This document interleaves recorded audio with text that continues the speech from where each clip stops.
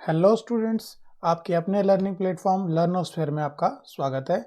आज हम फिर लेके आए हैं आपके लिए एग्जाम क्विक रिवीजन सीरीज का अगला चैप्टर 4 कार्बन तथा उसके यौगिक।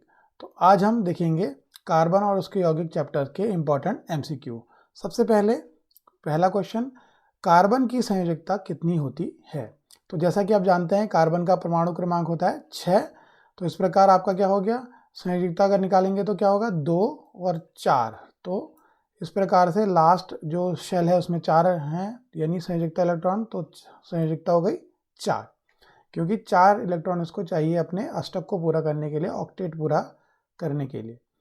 अगला क्वेश्चन है, कार्बन का एक अपर रूप है, यानी कार्बन का एलोट्रॉप्स कौन सा है इनमें से? हीरा, कोयला, लकड़ी या काजल?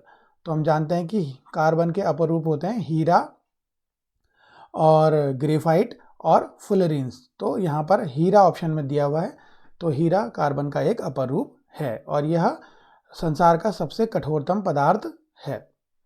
अगला क्वेश्चन देखें, एक अधातु यानी एक नॉन मेटल जो विद्युत का चालन करता है।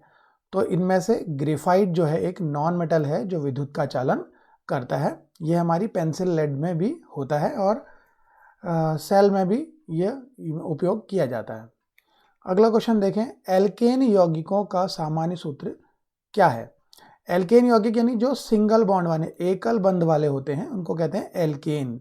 तो उनका सामान्य सूत्र होता है CnH2n+2 और इनका जो पहला सदस्य होता है यह होता है मेथेन, यानी जिसका फॉर्मूला होता है CH4।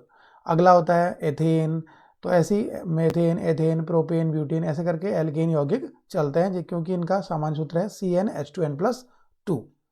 अब चलते हैं अगले क्वेश्चन पर, एल्कीन यौगिकों की विशेषता क्या है? यानी यहाँ पूछा गया है कि एल्कीन यौगिकों में कौन सा बंध होता है, डबल, सिंगल या ट्रिपल? तो आप देखेंगे डबल बॉन्ड एल्कीन यौगिकों में द्विबंध पाया जाता है, तो ये उनकी विशेषता है। तो इनके नाम भी अगर देखेंगे तो एथीन ऐसे, क्योंकि इनमें क्या जो अनुलग्न लगता है, पश्च लग्न सॉरी, तो ये लगता है ईन। तो आपका जैसे एथीन, प्रोपीन, ब्यूटीन ऐसे करके इनके यौगिक आएंगे। ठीक है, तो अगले क्वेश्चन पे चलें।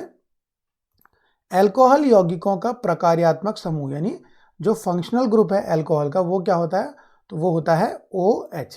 तो जैसे हर इसके यौगिक के पीछे OH लगा रहता है, जैसे आपका CH3OH, यानी ये क्या है आपका मेथिल एल्कोहल, CH3OH। ऐसे ही आपका क्या होगा, एथिल एल्कोहल है तो C2H5OH, तो इसमें OH ग्रुप लगा रहता है बाहर से। ठीक है, तो अगला क्वेश्चन देखें, वह श्रेणी जिसके यौगिकों का एक सामान्य सूत्र है, जैसे हमने देखा एल्केन का, उसी तरह से तो ये क्या कहलाती है? तो वह श्रेणी क्या कहलाती है? सक्रियता श्रेणी। सक्रियता श्रेणी तो धातुओं की होती है। समजाति श्रेणी, हाँ, तो ये समजाति श्रेणी वह होती है जिसमें यौगिकों का एक सामान्य सूत्र होता है, जैसे एल्केन का CnH2n+2। ठीक है, तो ये होती है समजातीय श्रेणी। अगला क्वेश्चन देखें, एल्कोहल तथा अम्ल की अभिक्रिया से क्या बनता है? तो एल्कोहल तथा अम्ल जब आपस में अभिक्रिया करते हैं तो बनाते हैं एस्टर, और इस अभिक्रिया को कहते हैं एस्टरीकरण यानी एस्टरीफिकेशन।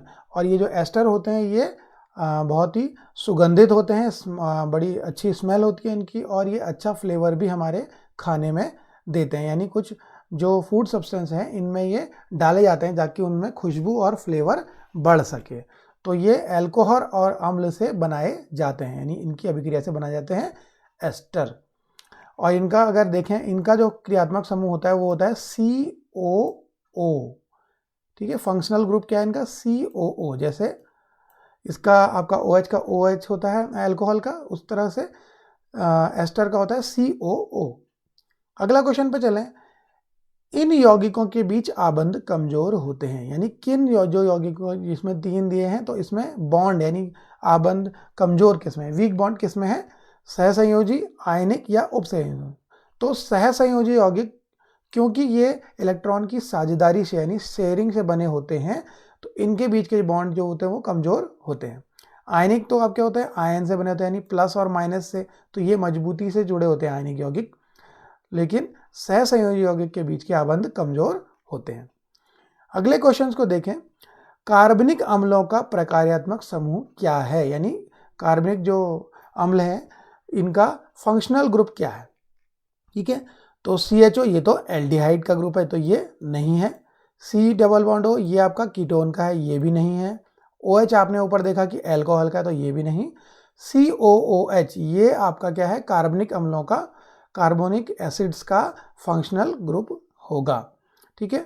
तो और इनका जो पश्च चल होता है वो ओइक एसिड, जैसे methanoic acid, ethanoic acid, propanoic acid, इस प्रकार से इसमें लगता है। अब अगला क्वेश्चन देखें, इनमें से कौन सा संतृप्त कार्बनिक यौगिक है, ठीक है। तो संतृप्त यौगिक वो होते हैं जिनमें होते हैं सिंगल बॉन्ड यानी एकल बंध वाले। तो एकल बंध वालों को हम क्या कहते हैं, एल्काइन, एल्केन या एल्कीन, इनको कहते हैं हम एल्केन, ठीक है। तो ये होते हैं संतृप्त कार्बनिक यौगिक। और जो डबल बॉन्ड वाले और ट्रिपल बॉन्ड वाले होते हैं वो होते हैं असंतृप्त, ठीक है। इन दोनों को कहते हैं हम असंतृप्त यौगिक और इसको कहते हैं हम संतृप्त कार्बनिक यौगिक, ठीक है। अगले क्वेश्चन पर चलें, एल्कीन के हाइड्रोजनीकरण से वनस्पति घी बनाने की अभिक्रिया में उत्प्रेरक क्या होता है, ठीक है। तो जब एल्कीन्स का यानी डबल बॉन्ड वाले यौगिकों का हाइड्रोजनीकरण यानी इसमें क्या जोड़ी जाती है, हाइड्रोजन जोड़ी जाती है, तो इसमें क्या बनता है, वनस्पति घी बनता है। यानी वनस्पति तेल जो होते हैं वो कैसे होते हैं, असंतृप्त होते हैं। तो इनमें बॉन्ड जो है वो टूट जाते हैं और इनमें कुछ हाइड्रोजन को जोड़ा जाता है। तो उसमें कौन उत्प्रेरक है, तो ये इसमें उत्प्रेरक है निकेल। तो निकेल और पैलेडियम होते हैं, तो यहाँ पर निकेल का ऑप्शन है। तो ये एक उत्प्रेरक है इस अभिक्रिया में, जो अभिक्रिया को क्या करता है, इनिशिएट करता है और उसमें मदद करता है बनाने में। तो उससे क्या बनता है, वनस्पति घी बनता है जो कि संतृप्त होता है, ठीक है। यानी असंतृप्त से यानी डबल बॉन्ड वालों से अब ये सिंगल बॉन्ड वाले यौगिक बन रहे हैं आपके इस अभिक्रिया में, ठीक है। अगले क्वेश्चन पे जाएं, इनमें से कौन सा ऑक्सीकारक है यानी ऑक्सीडाइजिंग एजेंट है, यानी जो ऑक्सीजन को देता है, यानी जो भी रिएक्शन हो रही है उसमें वो ऑक्सीजन को देगा। तो इसमें से क्या है, जो आपका K2Cr2O7 है यानी पोटेशियम डाइक्रोमेट है, एसिडिक जो होता है वो कहलाता है ऑक्सीकारक। ऐसी एक और जो होता है KMNO4 यानी पोटेशियम परमैंगनेट, ये भी क्या होता है, एक ऑक्सीकारक होता है। ये किसी भी अभिक्रिया में क्या करते हैं, ये लोग ये जो सब्सटेंस हैं ये देते हैं, ऑक्सीजन को देते हैं, ठीक है। जैसे एल्कोहल का जब ऑक्सीडेशन होता है यानी अल्कोहल में जो ऑक्सीजन से क्रिया की जाती है तो एसिड बनते हैं। तो ये अल्कोहल को क्या करते हैं, ये ऑक्सीजन को प्रदान करते हैं और उससे बनते हैं एसिड्स। तो ये ऑक्सीकारक का काम करते हैं K2Cr2O7 और KMNO4। तो यहाँ पर आपका पोटेशियम डाइक्रोमेट सही ऑप्शन होगा। अगला क्वेश्चन देखें, किस यौगिकों के 3 से 4% विलयन को सिरका कहते हैं। तो सिरका किसे कहते हैं, हम एसिटिक अम्ल के 3 से 4% विलयन को, यानी इसमें पानी मिलाया जाता है तो इसे हम कहते हैं सिरका। और सिरके का यूज होता है अचार बनाने में, इसको हम विनेगर भी कहते हैं, और कुछ खाद्य पदार्थों में इसका यूज किया जाता है एसिटिक एसिड का, ठीक है। ये कार्बनिक अम्ल है। अगला क्वेश्चन देखें, इनमें से कौन निर्जली कारक है। तो निर्जली कारक आपने देखा K2Cr2O7 तो ऑक्सीकारक है, तो निर्जली कारक है इसमें H2SO4 यानी सल्फ्यूरिक एसिड। निर्जली कारक जैसे निर्जल मतलब यानी जल को निकाल देता है, ठीक है। तो ये क्या करता है, कोई भी यौगिक जब है उसमें अगर ये डाला जाता है तो उसमें से ये वाटर को निकाल देता है बाहर और उसका निर्जलीकरण यानी उसे सुखा देता है। तो एक अभिक्रिया इसमें ऐसे है कि अल्कोहल से यानी अल्कोहल ग्रुप से क्या करता है, जब उनका निर्जलीकरण किया जाता है तो एल्कीन बनते हैं, ठीक है। ठीक, उसमें से क्या करता है, ये वाटर को निकाल देता है, H2O को निकाल देता है और निर्जली कारक का काम करता है और एल्कीन्स बनाता है, ठीक है। तो H2SO4 एक निर्जली कारक है। अगले क्वेश्चन पे चलें, कार्बन की सर्वतोमुखी प्रकृति का गुण कौन सा है। तो इनमें से कौन सा है, समावयवता यानी आइसोमरिज्म नहीं है, संकलन नहीं, निर्जलीकरण ये भी नहीं, श्रृंखलन ये एक कार्बन की सर्वतोमुखी प्रकृति का गुण है, क्योंकि क्या करते हैं, ये जुड़ करके आपस में लंबी लंबी श्रृंखलाएं बनाते हैं, इसको हम कहते हैं श्रृंखलन, ठीक है, चाहे क्रॉस वाली बनाएं, ये ऐसे करके ये श्रृंखला बनाते हैं लंबी लंबी, इसको हम कहते हैं श्रृंखलन गुण। तो कार्बन की सर्वतोमुखी प्रकृति, तो एक श्रृंखलन होती है और इसकी चतु संयोजकता, यानी इसकी जो 4 होती है वैलेंसी, उसके कारण ये 4 अलग अलग यौगिकों से जुड़ सकता है। तो ये आप इसकी क्या होती है, 2 सर्वतोमुखी प्रकृति। यहाँ पर देखिए इसकी वैलेंसी 4 है तो 4 बॉन्ड बना सकता है। तो अलग अलग यौगिक, कहीं पे Cl जुड़ेगा, कहीं पे आयोडीन जुड़ेगा, कहीं फ्लोरीन जुड़ेगा, कहीं पे H जुड़ सकता है। इस तरह से कार्बन की सर्वतोमुखी प्रकृति का गुण है श्रृंखलन और इसकी 4 जो संयोजकता है वो। अगला क्वेश्चन है, साबुन किन आयनों की लंबी श्रृंखला वाले कार्बनिक यौगिक होते हैं, यानी इसमें कौन से आयन होते हैं, सोडियम मैग्नीशियम, सोडियम पोटेशियम या कैल्शियम मैग्नीशियम। तो साबुन जो होते हैं वो सोडियम और पोटेशियम आयन उसमें लगे रहते हैं और एक लंबी कार्बन श्रृंखला होती है। यानी इसमें देखेंगे अगर, तो जैसे सोडियम लगा है एक साइड और फिर क्या होती है, एक लंबी कार्बन श्रृंखला होती है। ठीक है, तो इसको यहाँ पर कोई ना कोई ये पॉजिटिव भाग है, ये आपका कार्बन श्रृंखला हो गई। तो ये साबुन का एक कह सकते हैं कि स्ट्रक्चर है। तो सोडियम और पोटेशियम आयनों के लंबी श्रृंखला वाले कार्बनिक अम्ल होते हैं साबुन। ठीक है, अगला क्वेश्चन, जल की स्थायी कठोरता इन 2 आयनों के कारण होती है। तो किसके कारण होती है, जल की स्थायी कठोरता से क्या मतलब है, तो जब कठोर जल होता है उसमें क्या होते हैं, बहुत ज़्यादा सॉल्ट्स पहले से होते हैं, तो वह क्या होता है, झाग नहीं दे पाता साबुन के साथ। इसको कहते हैं हम जल की स्थायी कठोरता।